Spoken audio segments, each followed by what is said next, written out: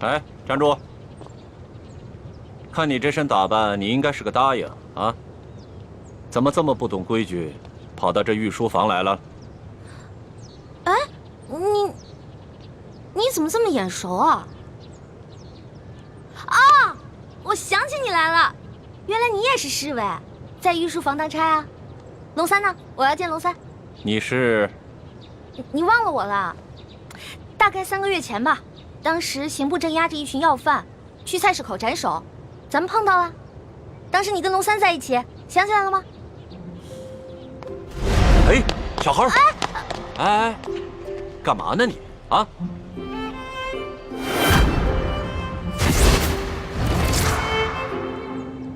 是你？我呀？哎，你是个女的，还进宫当了个答应。哎，龙三呢？龙三？难道你不知道龙三他是？我知道啊，龙三他不是御前侍卫吗？在御书房当差。哦，他是这么跟你说的。我明白了。龙三他今天不在，你身为答应，也是后宫中的人，没有宣诏呢，不得随便来到御书房，以免惊了圣驾。 现在皇上啊，马上就要退朝来御书房了，啊，你赶快回去吧。哦，龙三也不在，走就走嘛，皇上哪那么容易就惊了圣驾呀？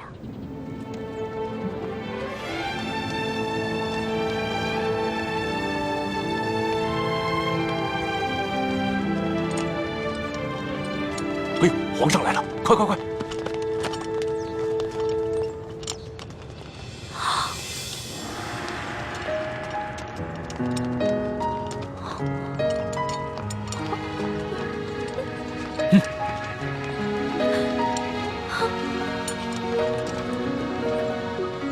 你见了皇上，为什么不跪呀？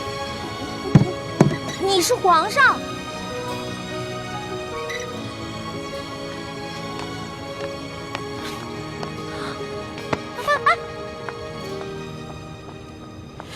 哎，李公公，这个小答应他可是……嘘，这皇家的事啊，别问，也别管。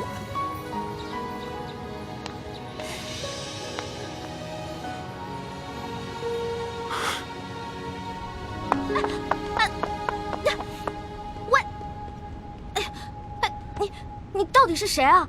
你是皇上还是龙三啊？嘘，我不是皇上，我是龙三。那外面的人为什么称呼你为皇上，还给你跪下了？我真的不是皇上，我只是长相和声音都酷似皇上，所以啊，被皇上选做替身了。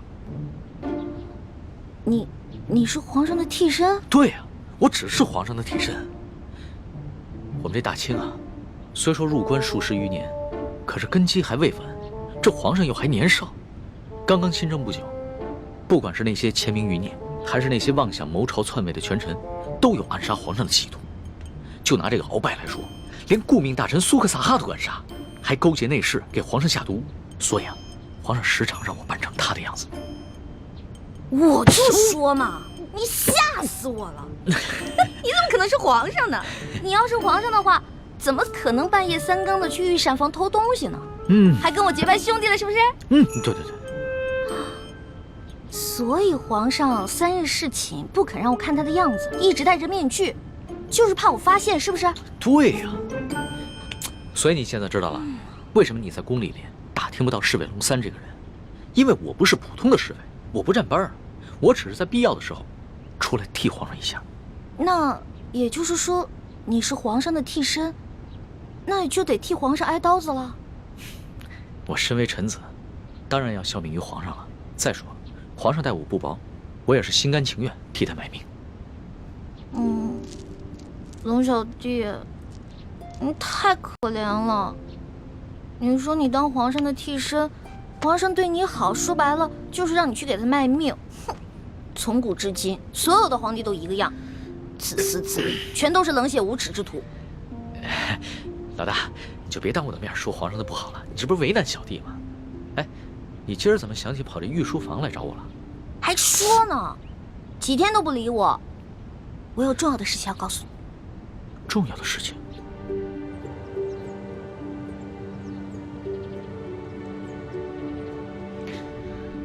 这皇上一听说丽妃遇刺，就怀疑过鳌拜，没想到真的是他。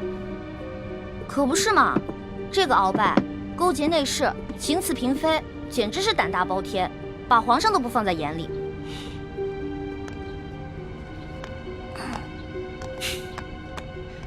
老大，你是不知道啊，这鳌拜把持朝政多年，这朝廷上下、宫中内外全都是他的势力。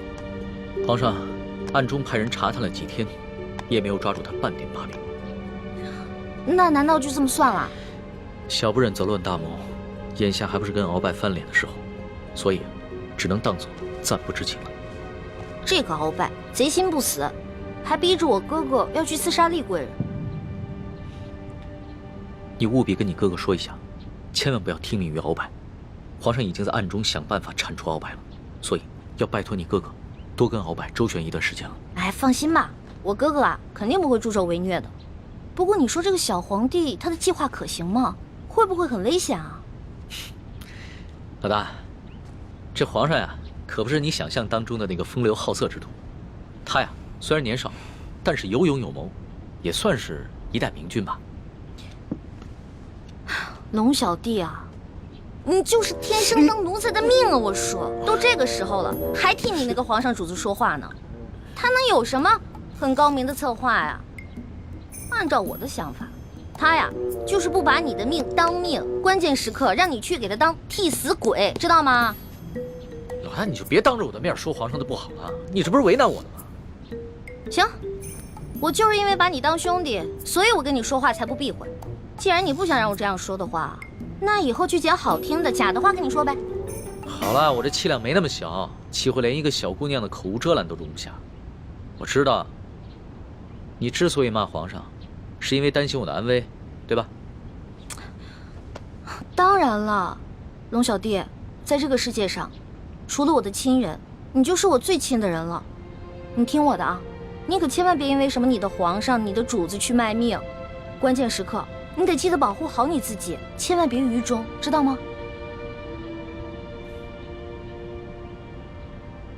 好，你就放心吧，我可以悄悄地把皇上的计划告诉你。你把皇上的计划告诉我，这么重要的事儿，你不怕我卖了你啊？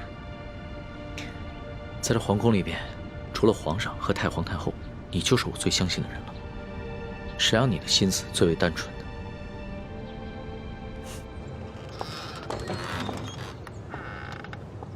李德福，送欢答应回永和宫。这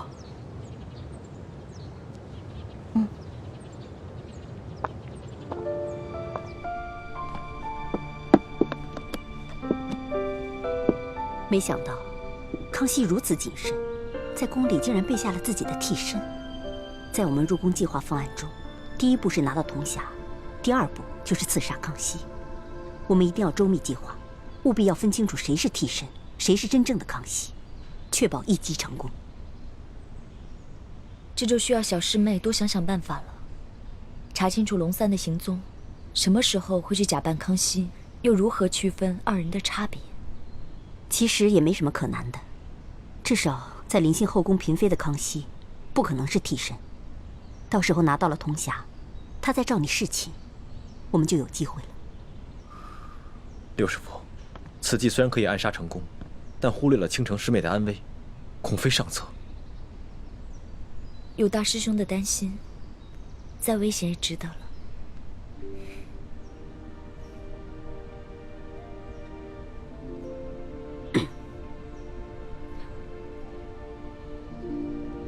这行刺康熙的行动是下一步计划，还早着呢。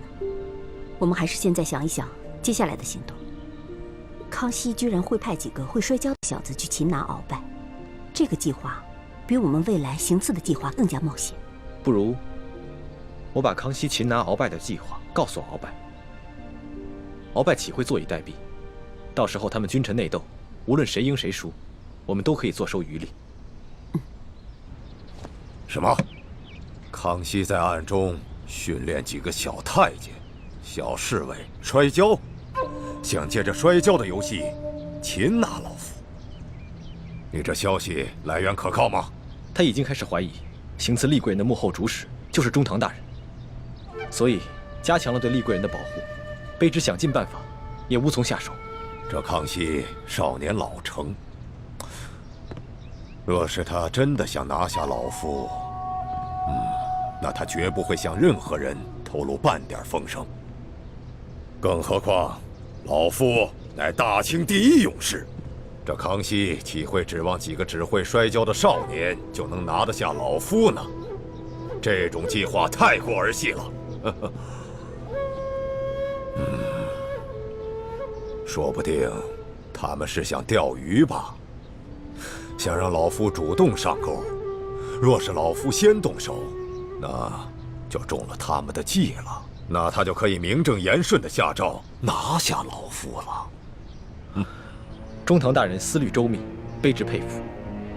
不过，宁可信其有，不可信其无。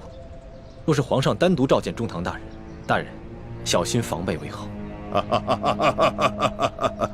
老夫这大清第一勇士可不是浪得虚名，又怎会怕他那几个只会摔跤的少年呢？更何况老夫在宫中埋伏下了不少的心腹死士。若是康熙小儿真的敢冒险与老夫翻脸，那老夫定会让他后悔莫及。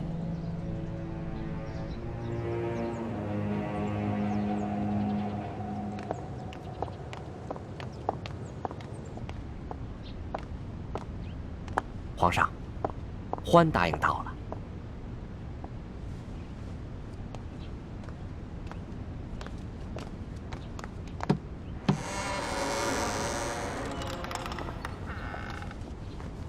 奕欢，叩见皇上。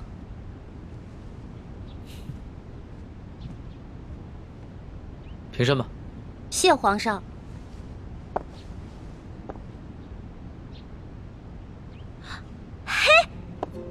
是你呀，龙小弟！哎呦，你小气的，你给我装什么皇上啊？这皇上跟龙三竟然长得一模一样，你怎么知道在你面前的是龙三，不是皇上呀？我怎么可能不知道啊？哎，皇上啊，那3日侍寝，虽然把灯光调得很暗，而且还戴了个面具，但是我可以看他的眼睛啊，他的眼神跟你完全不一样。你的眼神呢，温柔体贴，他不是。皇上看你的眼神很冷漠疏远吗？也不是。他看我的眼神有一种猎人看猎物的感觉。哎，我也说不清楚，反正那种感觉就很奇怪，就是觉得他不是什么正经皇帝。要不是你们俩眼神不一样啊，我还真认不出来。哎，对了，你叫我来干嘛？我这次叫你过来呢，是想跟你道个别。道别？你要去哪儿啊？还记得我上次跟你说过的要擒拿鳌拜的计划吗？今天就是计划展开的日子。皇上已经宣召鳌拜单独来御书房觐见，所以我要亲自动手，和那些训练已久的侍卫和太监们一起擒拿鳌拜。什么？你要亲自跟鳌拜动手？鳌拜可是大清第一勇士，你亲自动手你就死定了。鳌拜一日不出，皇上就无法真正亲政。而且，鳌拜手握军权，皇上也不敢下旨捉拿鳌拜。但是鳌拜此人呢，自恃武功甚高，性格极为孤傲，他绝对想不到皇上会找几个摔跤手在宫里边要擒拿他，这样出其不意，反倒有可能成功。而且皇上还安排了李公公在茶里边下了一些药，鳌拜喝了以后就会内力尽失。李公公，皇上让李公公来协助你？对啊，李公公从小就进宫了，侍奉过太祖皇帝和先皇，深得太皇太后的宠幸。可是那个李公公，怎么了？算了，没事了。龙小弟，你别那么傻，你别替皇上去卖命，你肯定会死的，你别去了，行不行？所以啊，特意让你过来，跟你道个别。毕竟我活到这么大，你是跟我关系最特殊的人。这一世，我可能只能做你的龙小弟，是你的结拜兄弟。可是来世，我希望做你的青梅竹马。老大，你怎么哭了？我们两个是结拜兄弟，说好有福同享，有难同当的。你要是去送死了，就凭我这三脚猫的功夫，根本救不了你。那如果你死了，那我也得去死啊！我还不想死呢，我还有很多美食没有吃呢，我还有很多心愿没有完成呢。那你就别陪我去死了，让我自己一个人死就好了。反正我在九泉之下也不会怪你，顶多变成厉鬼来缠着你。呸！你明知道人家心里特别着急，你还说这样的话。老大，好了，别哭了，啊！这个计划，它又不一定会失败，也许就成功了呢。道完别了，你先回永和宫，等消息吧。龙小弟，只能这样了吗？没有什么更改的可能了吗？只有过了这一关，皇上才是一条龙，要不然的话，他只是一条虫。那你等我一下。你要干嘛？哎，不许进来啊！我没让你进来，你不许进来。哎，不许进来。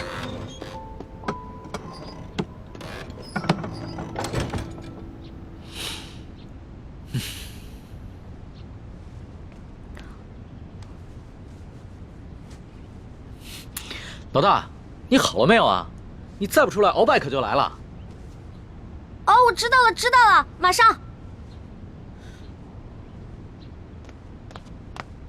老大，我进去了啊。老大，你好了没有？老大，你不会真是以为我要赴死了就要以身相许了吧？呸！你怎么变得跟那个小色皇帝一样了？真是近墨者黑。喏，给你的。这个是金蚕背心，鳌拜给我的，据说可以刀枪不入，水火不侵。反正我留着也没用，给你穿吧，你还能保护着你自己。好香啊！老大，这上面还有你的体香和体温呢。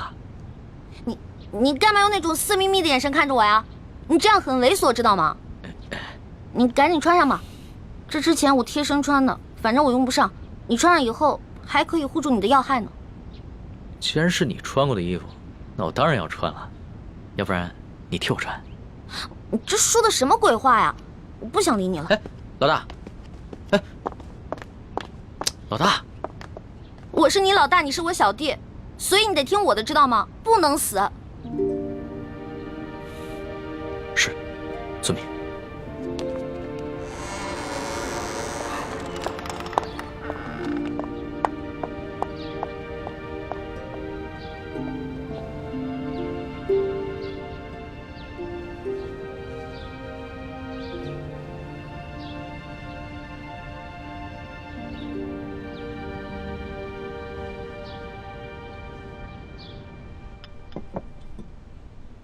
六师傅，康熙擒拿鳌拜的计划如箭在弦，一触即发。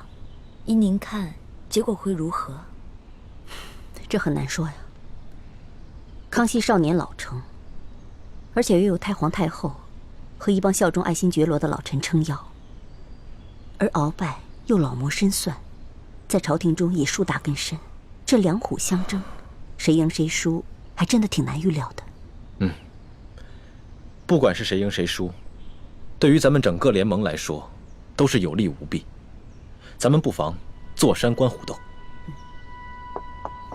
薛姐姐，一欢，怎么了？薛姐姐，六师傅，快点去救人！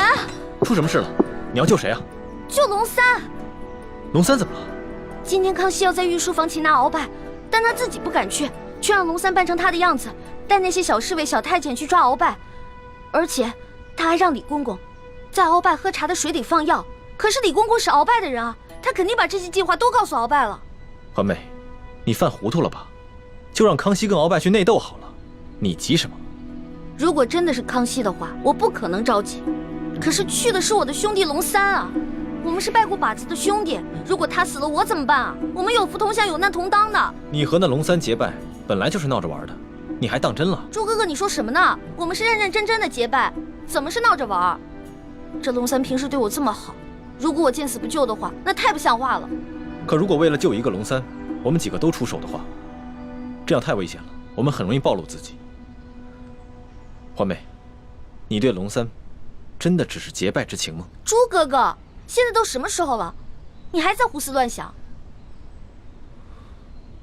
大师兄，小师妹虽然任性顽皮，但是她还是很有是非原则的。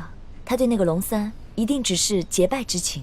还是学姐姐了解我，没错，我不想欠人情，我更不想欠人一条命。玉欢，你可别忘了你现在的身份，你是大明郡主，是未来大明太子妃。那你现在的什么龙三结拜大哥的身份，跟这个身份比起来，根本就是不值一提。更何况龙三又不是为了你去死，他为的是他的皇帝主子。可是，好，那我们就不去帮助龙三。也就是说，如果龙三败了，康熙也就败了。康熙一旦败了，这个鳌拜就会发动政变，让他自己当皇上。鳌拜这个人生性残暴，如果他当了皇上了，比康熙更难对付。而且那个时候，学姐姐你怎么办啊？可是我们换个法子，我们协助龙三，帮助了康熙，打败了鳌拜。到那个时候，我们就得到了康熙的绝对信任。到时候你们就有机会进宝库去找铜匣了。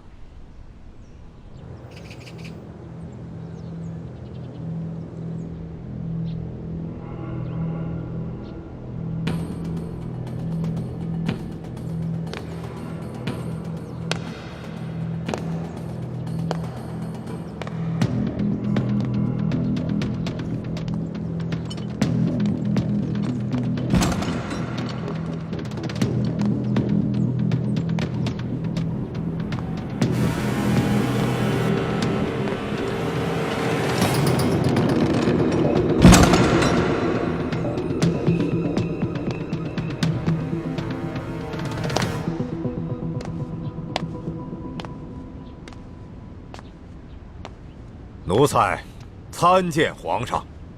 免礼，赐座。谢皇上。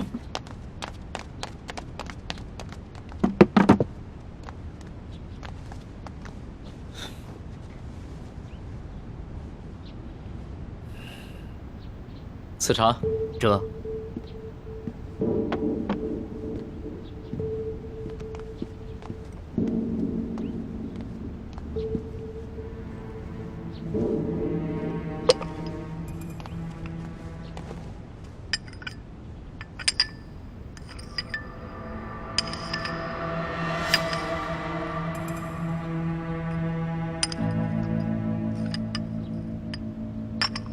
王少保，这些茶都是今年新摘的龙井，是昨个浙江巡抚刚刚送进宫的，你不妨多品一品，看看比之安徽的银毫如何？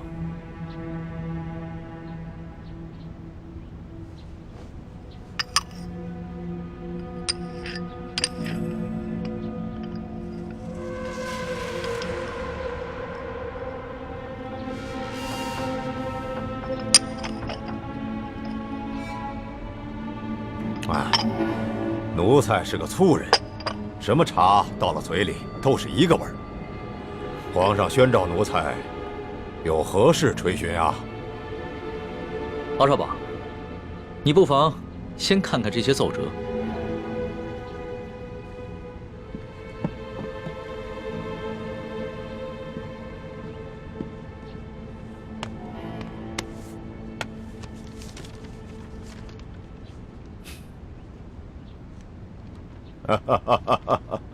你笑什么？皇上，奴才笑这些要弹劾奴才的大臣们翻来覆去，陈词滥调，哎，也没说换一个新的花样。这上面还有许多奏折，你不妨都看看。不必了，想来左右仍不过是些什么擅权自专了、欺君罔上了、结党营私、诛戮大臣。你说这些，哎，全是些子虚乌有之事。鳌拜，你！皇上，这数十位联名上书的大臣，分明就是在构陷奴才，这是在离间你我的君臣之义，这简直就是对皇上的大不敬。奴才恳请皇上下旨，让奴才把这些乱臣贼子一一捉拿。你凭什么说这些弹劾你的奏折都是构陷之词？皇上，这些要弹劾奴才的奏折，究竟是什么性质？那仅仅是在皇上的一念之间。现在就看皇上是相信要弹劾奴才的这些大臣们，还是要相信奴才了。鳌拜，你当着朕的面撕毁奏折，言语无状，在你的眼里还有朕这个皇上吗？这奴才的性情一向是如此，皇上忘了，皇上经常夸奴才性情憨厚耿直，怎么到了今天就说奴才是言语无状了呢？奴才自辅政以来，哪天没有要弹劾奴才的奏折？皇上和太皇太后一向是看都不看就直接给了奴才，怎么到了今天，皇上就拿这些奏折来斥责奴才了呢？这么看来，不是奴才的眼里没有了皇上，而是皇上的心里根本就没有奴才了。到了现在，你还在强词夺理，丝毫没有悔改反省之心，真是让朕心寒呐！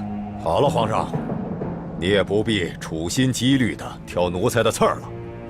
皇上现在无非是翅膀硬了，想独揽大权，嫌奴才碍眼了。还是老话说得好，鸟进弓藏，兔死狗烹。皇上要如何发落奴才，就请直言吧。好，鳌拜，朕知你辅佐三朝，劳苦功高，朕看你不如安心找一个地方颐养天年吧。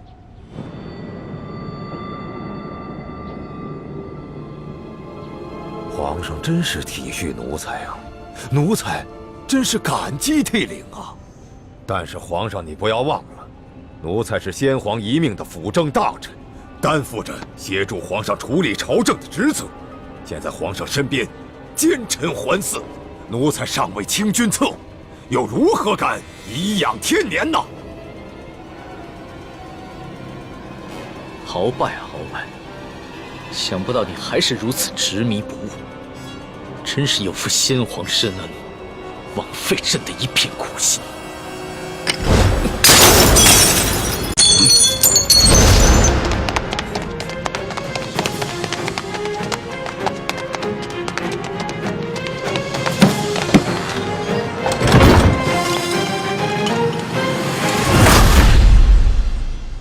按理说，我们站在康熙这边，得到的利益会更大一些。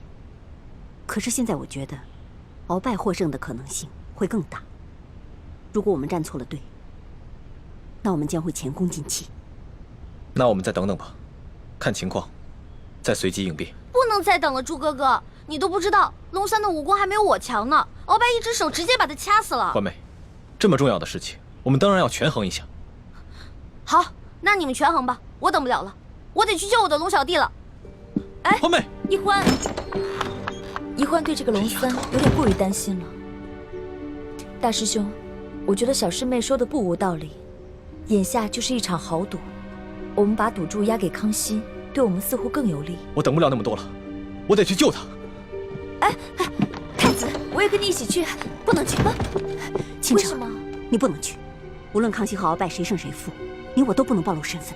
可是鳌拜号称大清第一勇士，我担心大师兄不是他的对手。你放心，太子自有分寸。如果情形不对，他一定会及时发出求救信号，到时候我们再见机行事。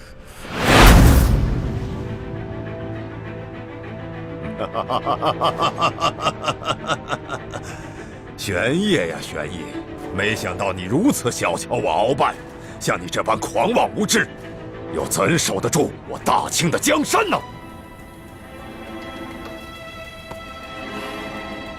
好，那老夫就先送你去见先帝，再另立新君吧。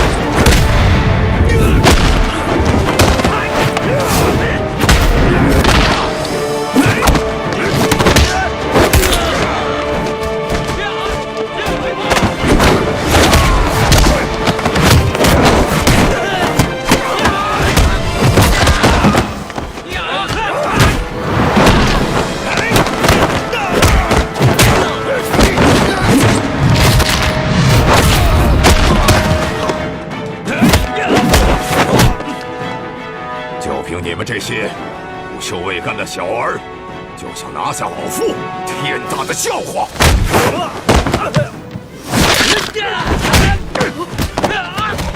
李德福，这让你准备的东西你备好了吗？回皇上，奴才岂敢抗旨？奴才确实在茶里下了内力散，奴才也不知道为何会失去效果呀。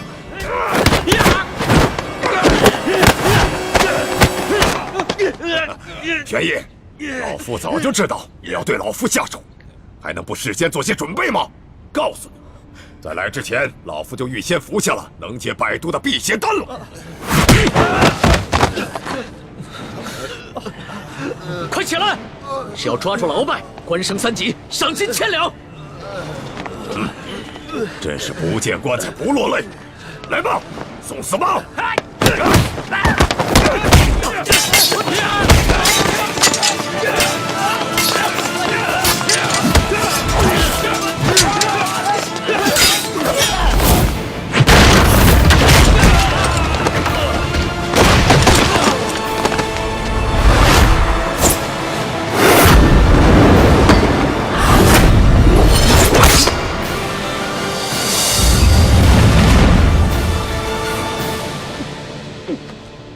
皇上，你这是想和老夫比试比试武功吗？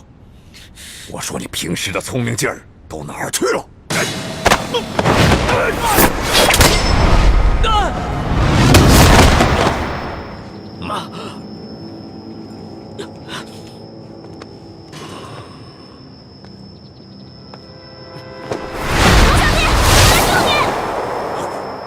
没事吧？易欢，你疯了吗？你这个月的大补丸不想要了吗？义父，对不起了，请恕干女儿要大义灭亲了。你别忘了，你哥哥和你都服下了老夫的大补丸。我告诉你，一旦毒发，你们会死得苦不堪言。鳌拜，咱们来做个交易吧，你放了皇上，我也求皇上放了你，怎么样？老夫真是看走了眼了。老夫原本以为你是一个聪明伶俐的丫头，没想到你这般幼稚。站住，鳌拜！你已经中了我的7步之道，如果你现在强行运功的话，你在7步之内就会毒发身亡。鬼丫头，你以为老夫会上你的当吗？就算老夫中了7步刀，也会在7步之内一样先毙了你们的命，让你们为老夫陪葬的。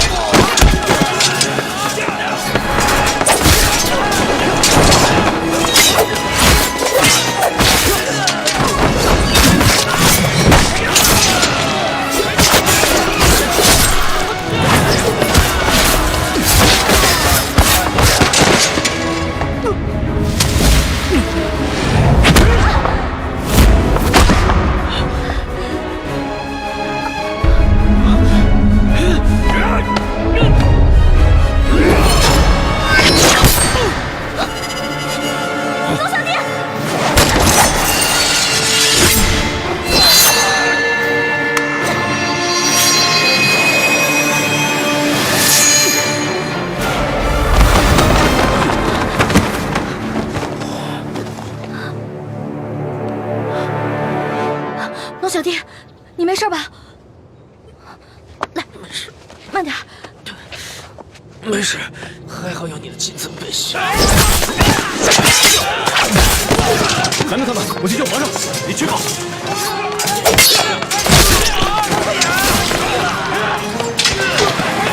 死丫头，你把老夫的金蚕背心也给了皇上，看来你对皇上是动了真心了。只可惜，就算是皇上穿了金蚕背心，老夫也一样要他的命。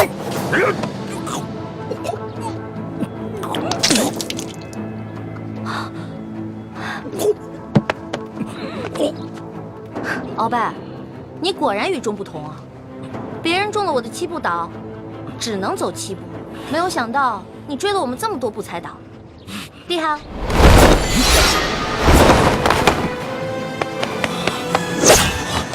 朱哥哥，剑青，快杀了这个小皇帝，杀了他，杀了他，就是大功一件。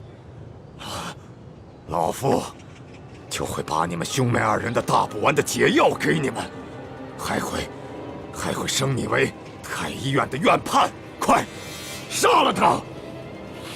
朱哥哥，好，你可别糊涂啊！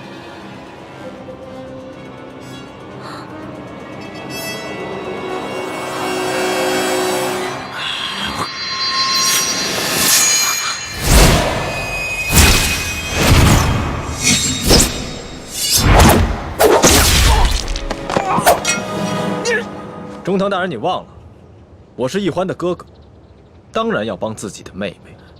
你们这大补丸的解药都不想要了吗？中堂大人，你又忘了，我是大夫，大补丸的解药我会解出来的。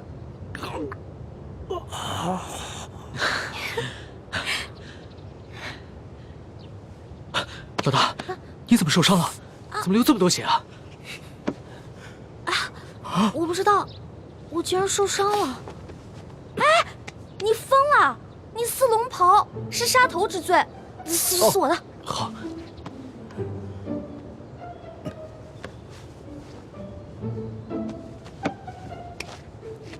哎，等等，皇上，奴才这有手绢啊。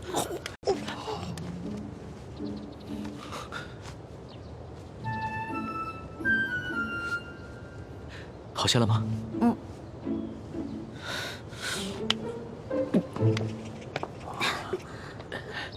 鳌拜，你别不服气，没想到你这个人不仅有勇无谋，还有眼无珠。站在你面前的根本就不是什么皇上，他是皇上的替身龙三。你说他是龙三？护驾，护驾，这边快！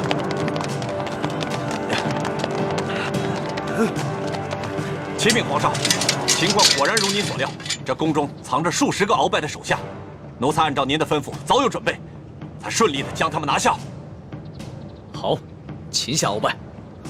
这，来人，拿下鳌拜。这，他真是皇上？对，这就是当今皇上。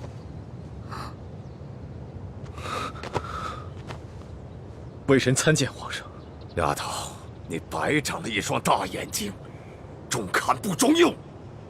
你可知这玄烨在先皇的皇子中排行老3，龙三的名字是他平时出宫微服私访时的化名。你也不好好想想，他要不是真正的皇上，何来的这等的气象啊？你真的是皇上？3日事情的时候，为什么朕要戴着面具？朕跟你说话的时候也是破绽百出，可是你都没有发现。朕还从来没有见过像你这么单纯可爱的女孩。欢妹，赶紧下跪！你这个骗子！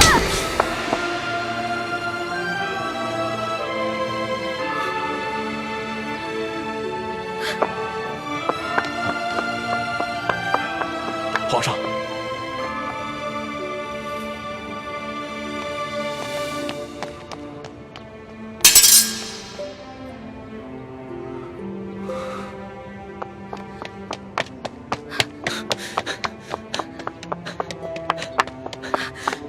你给我站住！你给我放开！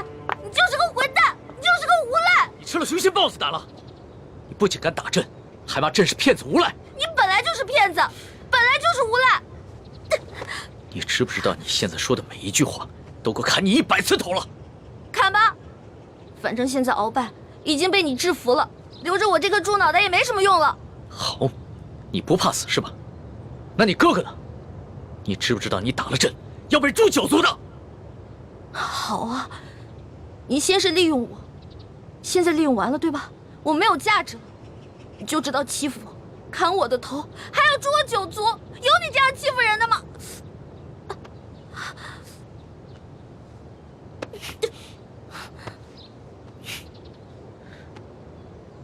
伤口这么深，你还乱动？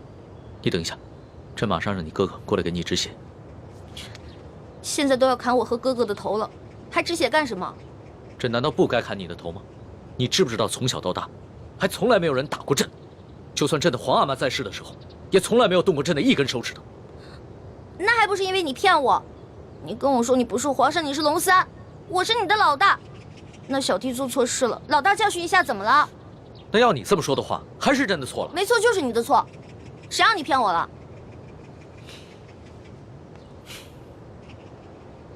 不过龙小弟，你不会真的要砍我跟我哥哥的头吧？你说呢？你当着那么多人的面打了朕，朕要是不惩罚你一下的话，还怎么君临天下呀？你还有没有良心啊？刚刚是谁冒死帮你跟鳌拜拼命的？刚刚你确实挺勇敢的。朕原本以为你就算真的担心朕，但也只会躲得远远的。我现在真是后悔了，早知道我就应该让鳌拜把你大卸八块的。朕要是被大卸八块，你也好不到哪儿去。你忘了你跟朕结拜过？你还说我被你玩的团团转，你现在很得意很开心是不是？那你不也一样吗？啊，老骗我这个那个的，现在知道自己牛皮吹大了。我从小生在穷山村里面，我以为皇上都是那种威严的，哪成想是你这种泼皮无赖样。我怎么就泼皮无赖了？那你还一直女扮男装欺骗朕呢？啊？那反正你替朕挨了一刀，又给了朕一巴掌，这事扯平了。不过，龙小，皇上，是不是以后我得跟他们一样，毕恭毕敬的叫你皇上了？那当然了，在外人面前，朕只能是皇上，你就不能胡闹。只不过，私底下，你如果还愿意叫朕龙小弟的话，朕会很开心的。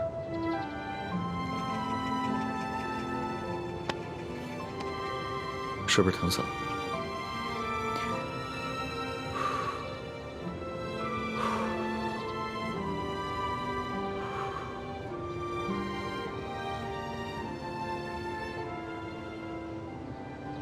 所董，奴才在。朕封你为国史院大学士。奴才谢主隆恩。还有你的那些属下，护驾有功，全部每人晋升一级，赏白银1000两。谢皇上，奴才遵旨。皇上万岁万岁万万岁！平身吧。这。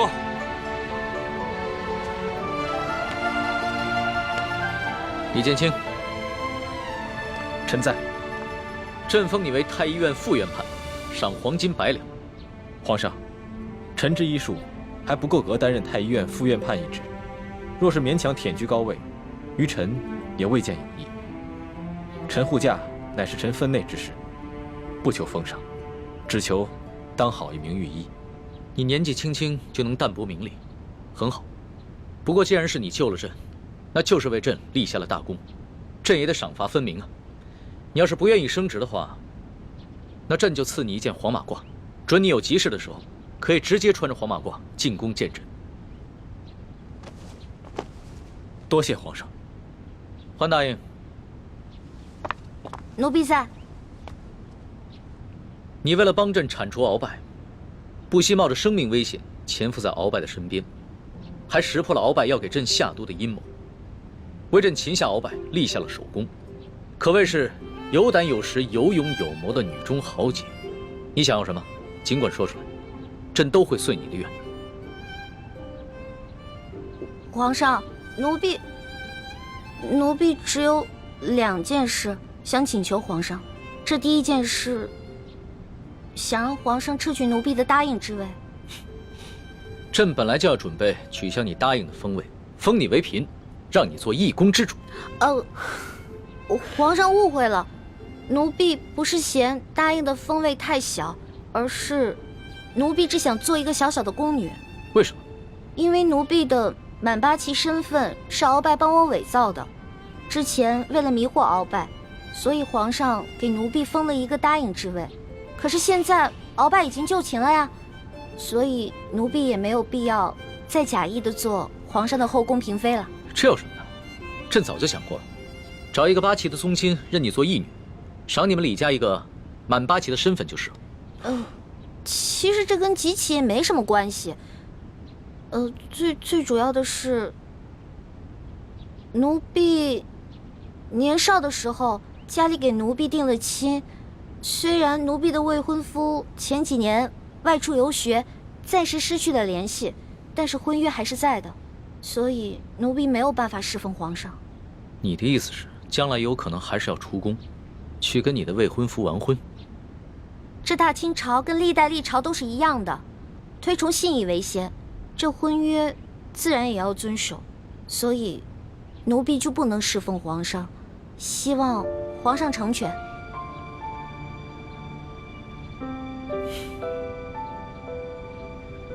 你既然不愿意做朕的嫔妃，那朕也就不强求你了。你毕竟是立下了大功，朕也不会让你做一个普通的宫女。这样吧，朕就留你在御书房，做朕的笔墨侍书。等将来你的未婚夫有了消息，朕就让你出宫去和他完婚。奴婢谢皇上恩典。这个笔墨侍书，以前宫里是没这个职位的，而是朕特意为你而设。你既不是后宫嫔妃，也就不适合住在东西12宫中的任何一宫之中。这样，让人在后宫之中找一处幽静的住所，赐名永乐斋，暂时拨给你住。谢皇上恩典。那你的第二个要求呢？我第二个要求很简单，奴婢知道皇宫里有一个宝库，里面有好多奇珍异宝，奴婢想进去转一转。你还真是个小孩心性。好，朕准你了，准你去宝库逛一逛，顺便挑拣自己喜欢的宝贝，就当是朕给你的赏赐。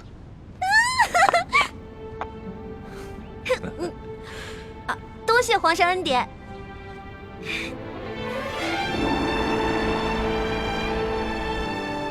石叔姑娘，哇，请。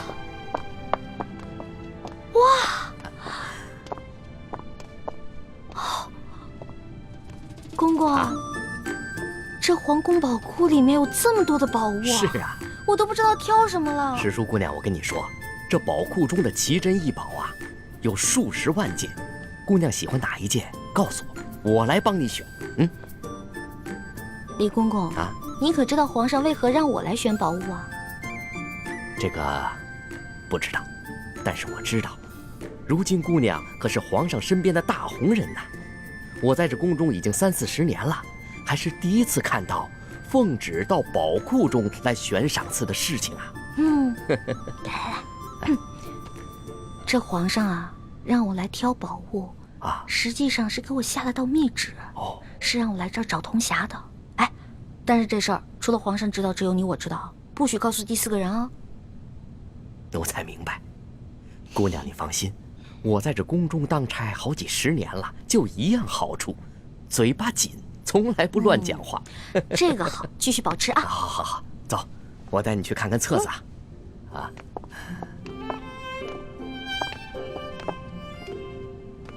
姑娘，这宝库里的所有宝物啊，都在这个册子里面。我们看看这个铜匣。这个是铜匣的，你看看，这个宝库里的铜匣呢，一共有174件，不知姑娘想要哪一件？李公公啊，这个铜匣呢？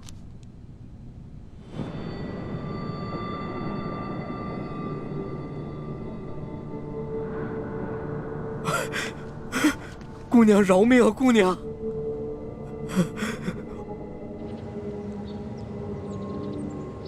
什么？铜匣被鳌拜拿走了？李公公说大概3个月前吧，这个鳌拜呢私自拿走了一个铜匣，还叮嘱他不能告诉任何人。我去登记册上看到铜匣的形状，应该就是我们要找的那个。恐怕不是鳌拜私下拿走的，是李公公亲自拿去献给鳌拜的。这个李公公现在还不知道我们已经知道了他是鳌拜的内奸，所以他在言语中呢为自己脱罪遮掩。哎，朱哥哥，我可听了你的话啊，没有揭穿他。你刚才说什么？3个多月前，那不正是义父告诉我们铜匣秘密的时候吗？难道鳌拜也知道了铜匣的秘密，所以抢先一步拿走了铜匣？可是鳌拜怎么知道铜匣的秘密呢？难道我们明珠谷出了奸细？奸细？我觉得会不会是鳌拜觉得那个铜匣很顺眼，自己比较喜欢，就顺手拿走了呢？环美，这么大的事情，我们不能存在侥幸心理。皇宫的宝库中有数10万件的珍宝，鳌拜偏偏选中了铜匣，一定是铜匣的秘密泄露了。那也就是说，咱们明珠谷有内奸了，那怎么办啊？眼下之计，只有想办法到鳌拜府上拿到铜匣，在暗中通知师傅们，排查谷中所有人，找到奸细。学姐姐说的有道理，之前这康熙啊，一直担心我中了大补丸的毒，但他不知道咱们已经把毒悄悄的给解了，所以呢，我可以借口找解药，亲自搜查鳌府，康熙肯定会答应我的。环美，康熙一直对你言听计从，就连你之前打了他一巴掌，他也饶恕了你。但是，你千万不要被他的柔情蜜语所迷惑。朱哥哥，哎呦，你在其他事上都挺大气的，怎么这件事上这么小气呢？我接近康熙，还不是为了帮你实现为你父皇报仇、光复大明的梦想，结果你还怀疑我。对不起，环美，是我想多了。也不知道为什么，我心里总是不踏实。等我们拿到了铜匣，一起撤出紫禁城，再也不要见康熙了，好吗？怎么，你不愿意啊？哎呀，说实话啊，在这皇宫里呢，有最大的老大罩着我，想吃什么吃什么，想玩什么随便挑，这种感觉还真让我轻飘飘的。我还想多享受几天呢。你呀，哎呀，好了好了好了，我只是把我自己内心的话说出来而已嘛。为了不让你生气，我保证等找到铜匣以后，跟你们一起撤，行了吧？老大，谢谢你。要不是你的金蚕背心，说不定小弟就再也见不到老大了。哎呀，这个金蚕背心我穿着也没什么用。我跟这世上的人无冤无仇的，也没有人想害我。倒是你，虽然高高在上，所有人都对你很恭敬，指不定多少人想害你。拿着吧，给你了。既然你这么关心朕，那朕可就收下了。你知道这件金蚕背心的来历吗？我只知道这个是先帝赐给鳌拜的。这件金蚕背心呢，是前明崇祯皇帝的贴身之物。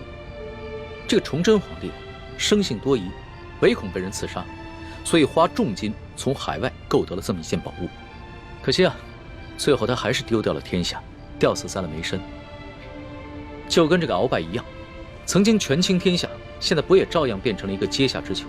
所以啊，这执掌天下之人，可不能靠什么宝物防身，必须以仁德治天下。只有天下太平，这做皇帝的才会太平。龙小弟，你这一本正经说话的样子，还真像个皇帝啊！什么叫像个皇帝？朕本来就是个皇帝。是，而且，朕会说到做到。哎呀，老大，你怎么了？你没事吧？没事，可能是大补丸的那个毒发作了。那怎么办呀？我已经命索额图去查鳌拜府了，命他一定要找出大补丸的解药。不，这索大人吧，他去找，他即便看见了，他也不知道哪个是。要不然你还是让我去吧，我去搜吧。不是，可是你这样能坚持住吗？我其实刚来的时候吧，吃了我哥哥给我制的那个药，虽然不能根治这个毒吧，但是可以缓解一下。你让我稍微缓一下啊。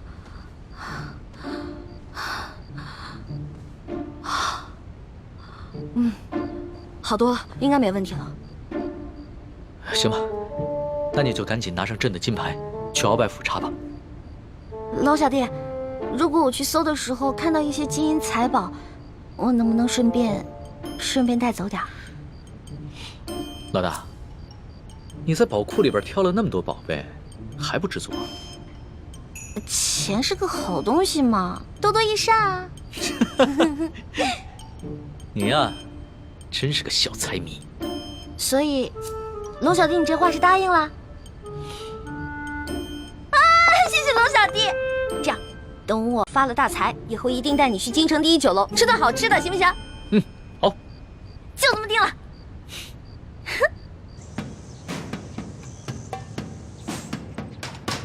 还不去？诗书姑娘，这都是为你准备的。来来来，尝一尝，应该是不错的啊。经验一下。好吃。好吃吗？好吃，好吃。啊。翡翠石剑，这边。的确好吃。扔地下。啊。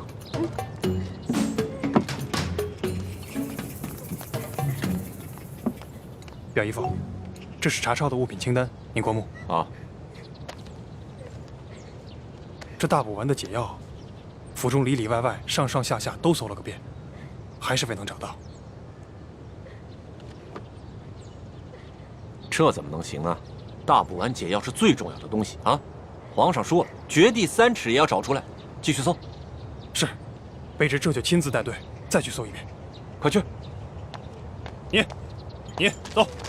这。诗书姑娘，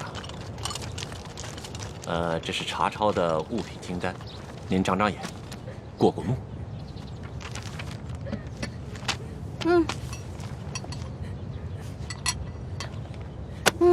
不用看了，这个不对。不对。哪里不对啊？啊，诗书姑娘。这个清单啊，肯定不对。这不对吗？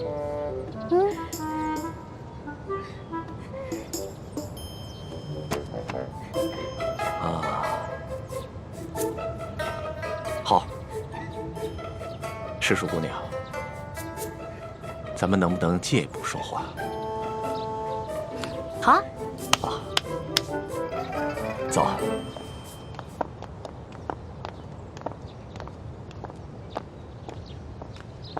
参见大人。行了，走吧，走吧。行，走。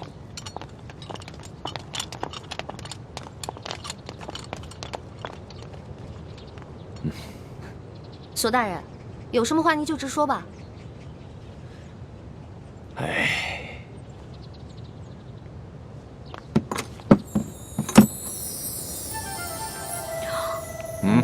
哇，这么多金银珠宝啊，连在皇宫的宝库里都没见过呀。诗书姑娘，你这眼光挺毒啊，一眼就看出这账目不对啊。实话实说吧，这2项宝物还真就没入账。咱俩来鳌拜府，也不能白辛苦这一趟吧？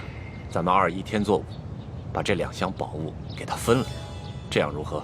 分了，这不太好吧？这有什么不好的啊？这皇上命咱们俩来查抄这鳌拜府，其实就是想赏咱们俩一个发财的机会，这你都不懂吗？那也是，咱就别跟皇上客气了。是啊，那咱跟皇上客气什么呀？啊？那这样，一会儿你找个人啊，帮我把这箱抬头俑来摘去。没问题啊，这个包在我身上，你就不用担心了啊。那诗书姑娘，这些账目可对了？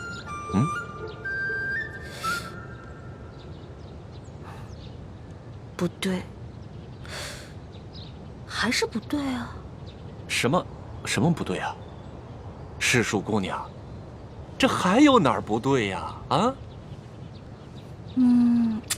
这个不对。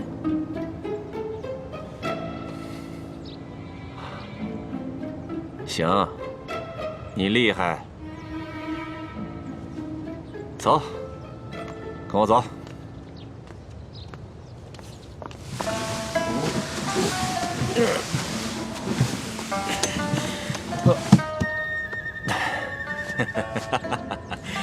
哎呀，世淑姑娘，这是我藏的最后一箱的宝物了，啊，没入账的宝物了。哎，这个箱子也没有。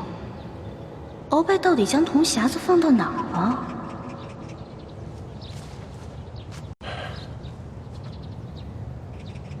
世淑姑娘，这最后一箱宝物，我本来是要留下来，孝敬其他王公大臣的。你想啊，咱俩捞到了这查朝鳌拜府的肥差，这朝里多少眼睛盯着咱俩也不能不懂规矩啊，是不是？是啊，索大人，我虽然不是特别懂你们这朝中的复杂关系吧，但是我也知道，这人要懂得分享，不能吃独食，不然啊会招来祸灾的，是不是？是啊，哎呀，世淑姑娘就是聪明伶俐，难怪皇上这么宠爱你。